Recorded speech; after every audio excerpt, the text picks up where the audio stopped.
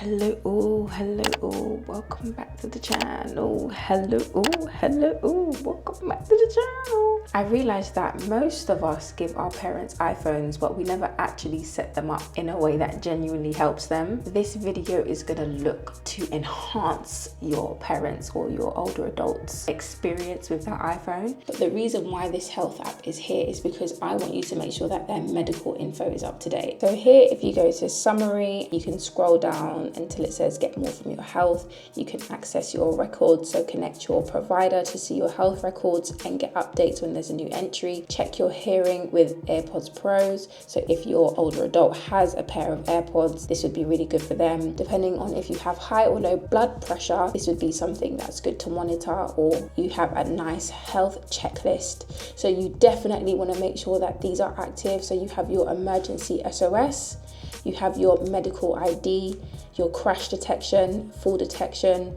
walking steadiness notifications, high heart rate notifications, low heart rate notifications, cardio fitness notifications, your ECG app, irregular rhythm notifications, blood oxygen, vitals, noise notifications, headphone notifications, and then you can see the things that are unavailable to you. So I know a lot of these things are Apple Watch dependent. So if you have an Apple Watch connected to your iPhone, you'll see a lot of these options are active depending on the model. So for example, I have an Apple Watch Ultra, the original, so hypertension notifications won't be available to me because I need one of the new Apple Watches for that. Very annoying, I know. And if you don't have an Apple Watch, you'll just have things that can only be monitored through your iPhone or manually, but you're definitely going to want to enable this one here. Your iPhone and Apple Watch can quickly call emergency services and emergency contacts. This feature is always active. So it even gives you instructions how to enable emergency SOS. So you're going to want to teach your older adult how to do this as well. That's by pressing and holding the side buttons. You'll see this. Your medical ID is an option and your emergency call is an option. So you're going to swipe so you can access either of those. Your medical ID is also very handy because if anything happened to your older adult, anybody could hold the side buttons and either a paramedic can see really quickly the situation that's going on. It will have your name, your age, your emergency contact details, and any additional information that you have put in your phone will show up here. So it is showing your business a little bit, but hopefully this is only used in dire situations. You can also see at the top here when it has last been updated, so you can also check on your older adult to make sure that this is regularly updated. This is what your older adult's phone could possibly look like, where there's apps everywhere, very disorganized. We're going to talk about some accessibility and just how we can make your phone be and look a lot more functional. The text is quite small, home screen is cluttered, you can have confusing apps that do more harm than good, and hence you're getting notifications everywhere and random ones at that. You can have folders, but it could just be called folder. Do you know what I mean? Like this irritates me the most. What do you mean the folder's called folder? The first thing we're going to look at is accessibility. So you're going to swipe down and you're going to type in settings. Luckily it's just here for me anyway. You're going to hit accessibility there, display and text size. You can have larger accessibility sizes, so let's enable that. We're going to increase that. Now, depending on your older adult's preference, you can change the size accordingly. Let's just put it here for now. Next thing we're going to do is create some order to your home screen. So first of all, you can see the text sizes on the apps are bigger as well, so it's easier to see. There could be apps that your parents don't actually use that is just taking up space on their home screen for no reason. Like, when's the last time they used the Compass app? Do you know what I mean? When's the last time they used the Magnifier app? To reduce the clutter, we're going to hold down and we're going to remove an app. Remove from your home screen. We're going to do that. We're going to do that to all of the apps apart from a core few. And if you wanted something easier, tap the dots at the bottom and you can literally tick the screens you want available if deleting or removing all of the apps from the home screen gets too overwhelming. This is the only one that is ticked for me. I'm going to hit done and you can see I don't need to do any of the hard work there. Here I have a few core apps I think would be necessary for an older adult. You have your phone, you have your mail, Safari, photos, health, messages, WhatsApp, and settings. I've made a reminders widget as well. And if I wanted to add a widget, I could just tap up here and then choose accordingly. So perhaps they want the Bible one and they have different sizes. I'm just gonna pick this one. And what's nice is I can have a smart stack by literally just dragging this and hovering over so they can swipe between. But if that's a little bit too advanced or we're just doing a bit too much, that's absolutely fine. You can just have apps here or you can just have widgets here depending on their preference. You're probably wondering, oh, where are all the apps that I have on my phone? What's nice about your iPhone is that it creates folders for you. So you're going to, depending on how many pages you have, let's say this is your main screen, you're going to keep scrolling until you hit your app library. It has all of the apps that are on your phone here, and it's put it into nice folders like suggestions, recently added, social, productivity, finance, utilities, creativity, travel, entertainment, shopping, music, games, information and reading, health and fitness, shopping and food, and other. I have a lot of apps on my phone, clearly, so depending on what your older adult has, you may or may not have as many folders as I do. But if things can get overwhelming in your app library, you can search from here any app that you choose or any app that you'd like to open, or you can literally swipe down here and see a list of all of the different apps that you have here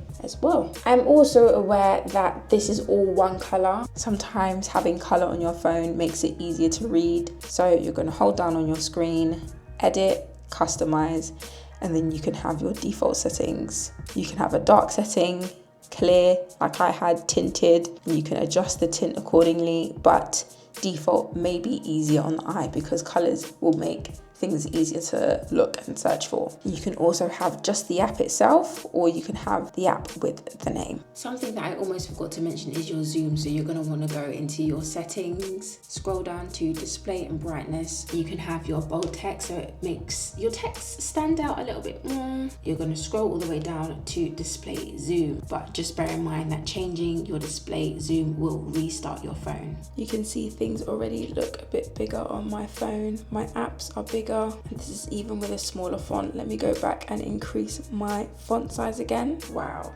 doesn't it look great?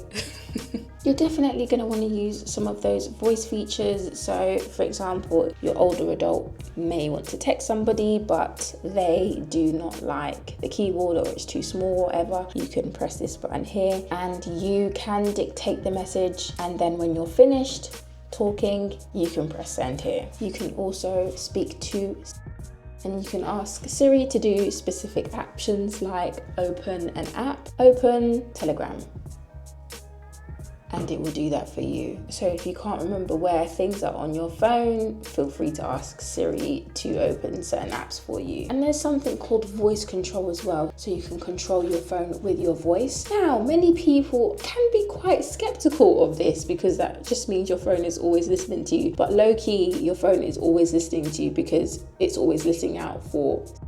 So, you know what I mean? You know what I mean. Another thing you might want to do is to increase the volume on your phone. So if you are a little bit harder of hearing, you go to your settings, scroll down to sound and haptics, and then you can have ringtone and alerts, and you're going to turn that bad boy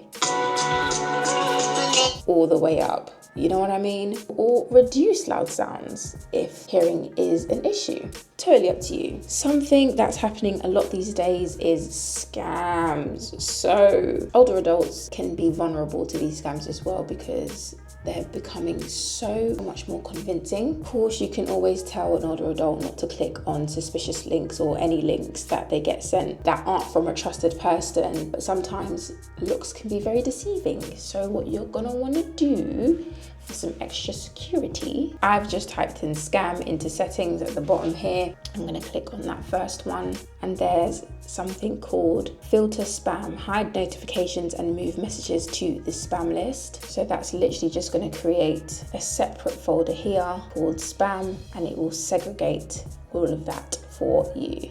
And if you really don't want anybody contacting your older adult, you can screen unknown senders, so you can actually hide the notifications and move those messages to the unknown senders list. You can also do the same thing with call screening. So I'm in my settings, I'm gonna scroll down to apps and I'm gonna type in phone. I literally could have done this from the settings homepage. And then you're gonna scroll down to where it says screen unknown callers. So you can either have never, calls from unsaved numbers will ring and missed calls will be displayed on the recents list. You can ask the reason for calling, so calls from unsaved numbers will be asked for more information before your iPhone rings. And then you can have silence. Calls from unsaved numbers will be silenced, sent to voicemail and displayed on the recents list. So depending on how cautious you want to be, you can click either one of these. I have this set to ask reason for calling. It's very good to me actually. And very similar to your messages, you can filter unknown callers as well. So missed calls and voicemails from unknown numbers will be moved to the unknown callers list. One thing that I am 100% going to ask you to do is to enable Find My iPhone, or just share your location with your older adult. So I have my parents' location, absolutely, and they have mine, because if anything happens, you just want to know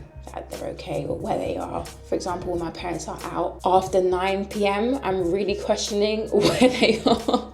But I can see that they're moving on the map, or I can see that they're safe, etc., etc. It's just good to me, peace of mind. You can go into your messages app, you can scroll down to location, and then you can share indefinitely until the end of the day, or for 1 hour. You're going to want to hit indefinitely. But if one of you guys does not have an iPhone, you can also share your location on Google Maps, I believe, as well. And there's so many different friend sharing apps available for you guys to use depending on your preference. You're going to go to your settings, scroll down to privacy and security, scroll all the way down to the bottom, and you're going to see stolen device protection.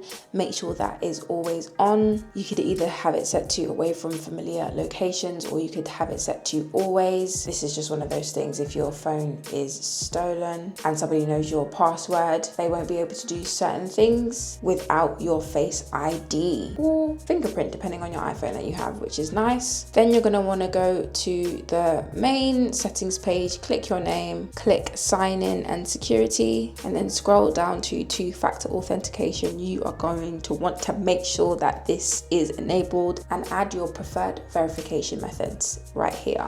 You're in settings, you click your name at the top, you hit iCloud, you scroll down until it says advanced data protection. Now, because I'm in the United Kingdom, this is not available to me, but depending on where you are in the world, this can be enabled for you. So you're going to want to make sure that you turn that on. Oh, found a bug. Ooh. But let me know if there are things that you would like me to speak about or draw more attention to, because the safety and security of your older adults is paramount, and your iPhone can make your life a lot easier. But I hope this video was helpful. I hope you learned something. Don't forget to hype, like, subscribe. Subscribe, like, hype. Bye.